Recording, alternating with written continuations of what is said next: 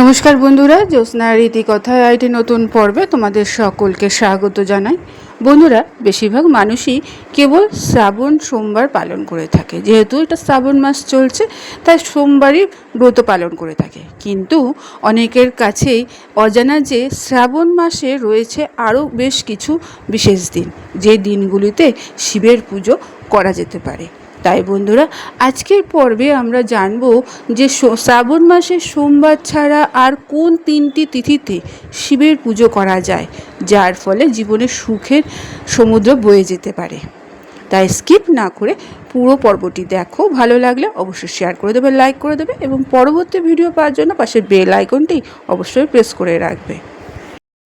বন্ধুরা, শুরু হয়ে গেছে শিবের প্রিয় মাস শ্রাবণ মাস। চলবে আগামী 18 আগস্ট পর্যন্ত। বাংলা পঞ্জিকা অনুসারে চতুর্থ মাস শ্রাবণ মাস শিব ভক্তদের কাছে অতি গুরুত্বপূর্ণ।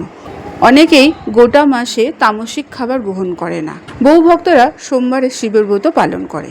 শ্রাবণের নিষ্ঠা ভরে শিবের উপাসনা করলে সুফল প্রাপ্তি হয়। তবে বেশিরভাগ মানুষই কেবল শ্রাবণ সোমবার পালন করে থাকে, কিন্তু এই সোমবার ছাড়া আরও কয়েকটি তিথি আছে যেগুলো শিবের পুজো করা যেতে পারে। তাই বন্ধুরা, কোন দিনগুলো সেগুলো এবার তোমরা জেনে নাও। প্রথমত হলো 29শে জুলাই 2026, 22শে শ্রাবণ 1433 বঙ্গাব্দ। এই দিনটি গুরু পূর্ণিমা। এটি শ্রাবণ মাসে পূর্ণিমা তিথি হিসাবে পরিচিত। বিশেষ করে এই দিনে শিবের উপাসনা করতে পারলে দারুণ ফল প্রাপ্তি হয়। দ্বিতীয় তারিখটি হলো 24শে শ্রাবণ 10ই আগস্ট 2026।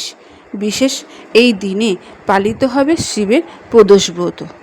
যদিও এটি সোমবারই পড়েছে, তবে শ্রাবণের বাকি সোমবারগুলো পালন না করলেও শিব ভক্তদের কাছে এই সোমবারটি পালন করতেই হবে, তেমনই শাস্ত্রে নির্দেশ আছে। তৃতীয় তারিখটি হলো 25শে শ্রাবণ 1433 বঙ্গাব্দ, 11ই আগস্ট 2026। এই দিনটি শ্রাবণ শিবরাত্রি পালিত হয়। বিশেষ এই তিথিতে শিবের উপাসনা করায় খুব ভালো ফল প্রাপ্তি ঘটে। দাম্পত্য সমস্যা থেকে মুক্তি পেতে পারো। এই তিথিতে অবশ্যই শিবের অভিষেক করবে, তাহলে খুব সুফল প্রাপ্তি হবে। বন্ধুরা, আজকের পর্বটি এখানেই শেষ করলাম।